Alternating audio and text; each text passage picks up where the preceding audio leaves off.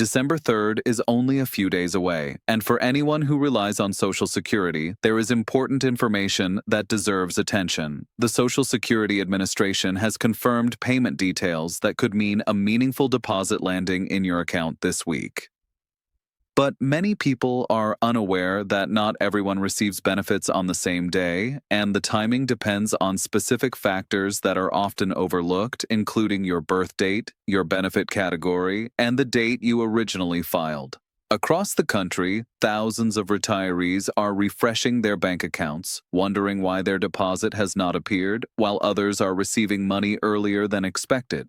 Much of the confusion comes from misinformation circulating online, and the only way to avoid uncertainty is to understand how the payment system actually works. A figure frequently mentioned this season is around $2,100, which reflects the average benefit many retirees see after the most recent cost of living adjustment.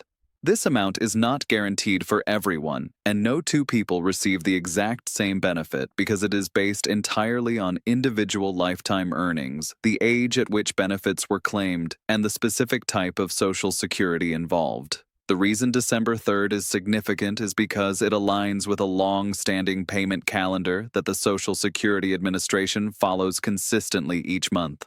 Once you understand that schedule, everything else begins to fall into place. People who began receiving Social Security before May of 1997 are placed into a unique payment group.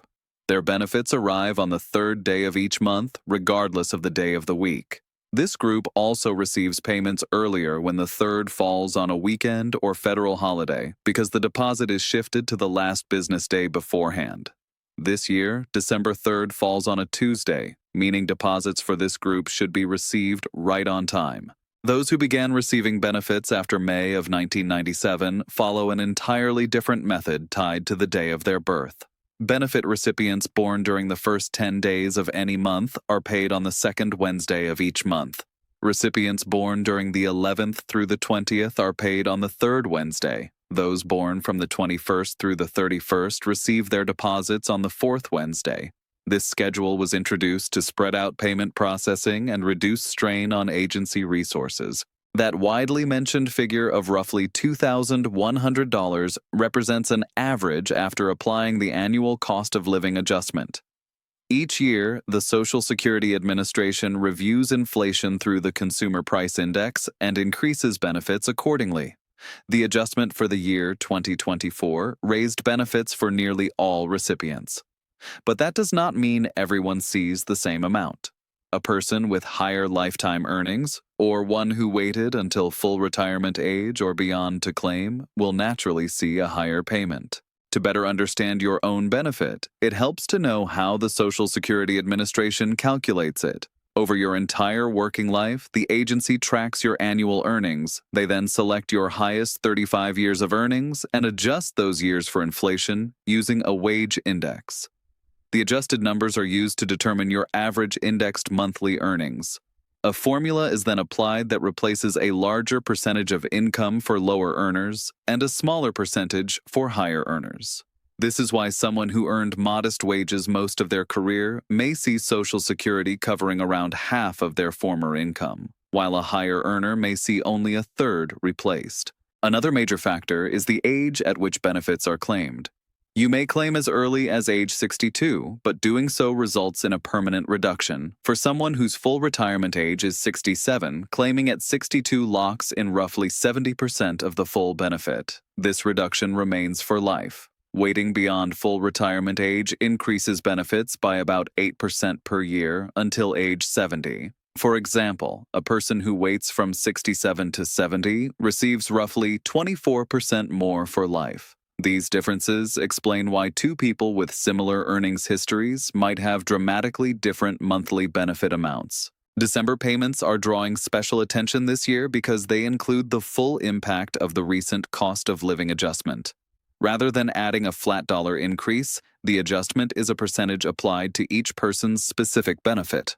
Someone receiving around $1,800 before the adjustment might now receive roughly $1,857. Someone receiving around $2,500 might see something nearer to $2,580.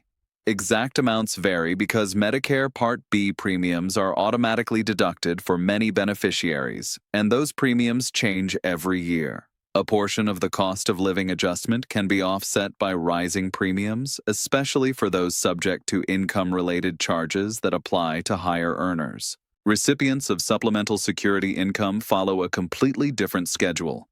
Those payments always arrive on the first day of the month unless that day falls on a weekend or holiday, in which case the payment arrives on the final business day of the previous month. Therefore, many who receive supplemental security income actually received their December payment at the end of November. Even though supplemental security income and Social Security are administered by the same agency, they are separate programs with different eligibility rules, and some individuals receive both when their Social Security benefit is low and they meet strict income and resource requirements. Direct deposit has become the most common and reliable method of receiving benefits. Payments sent electronically are usually available at the start of the morning on the scheduled day, though each financial institution handles posting times slightly differently.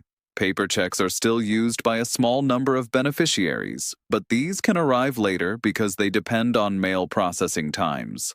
This is one reason the Social Security Administration strongly encourages everyone to switch to direct deposit. It reduces the risk of lost or stolen checks and ensures payment on the exact date. If December 3rd comes and goes without a deposit, the first step is not to panic. Many delays resolve themselves within a short period. Confirm that your bank account information is correct and that you have not recently changed accounts without updating the agency. Also, verify that your address is current if you receive paper checks. Issues related to eligibility reviews, earnings reports, or missing documentation can also temporarily interrupt payments. If your deposit still has not arrived after 3 business days, you may contact the Social Security Administration. When calling, you will need your Social Security number and may be asked several security questions to verify your identity. Every year, the Social Security Administration sends a benefit statement detailing how your monthly amount is determined. It lists your gross benefit along with deductions such as Medicare premiums, voluntary tax withholding, and any other adjustments. Comparing your statement with your bank deposits helps you identify discrepancies early.